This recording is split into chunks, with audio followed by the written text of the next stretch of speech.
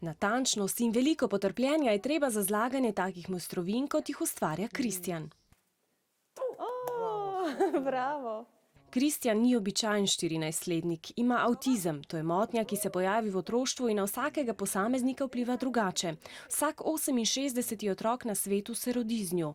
Kristjan ima težave z obnašanjem in obvladovanjem jeze, ne razume drugih, tega, kaj mislijo in čutijo. Težko se drži navodil, rad ima vzorce, ki se ponavljajo. Ne zmore zavezati vezalk oziroma on poskuša, pa to ne rata. Težave so na področju govora še vedno. Hodi v šolo s prilagojenim programom in nikoli ne bo mogel skrbeti sam zase. Ko pa gre za zgibanje papirja, se temu popolnoma posveti. Tako, aj takole. Dobro. On se usede za računalnik, si poišče posnetek, gleda, se pravi tisto, kar ga zanima, najde, se usede, gleda in se nauči. Ne pozna nobenih not, ne hodi v glasbeno šolo, ima zanimanje, se uči po posluhu.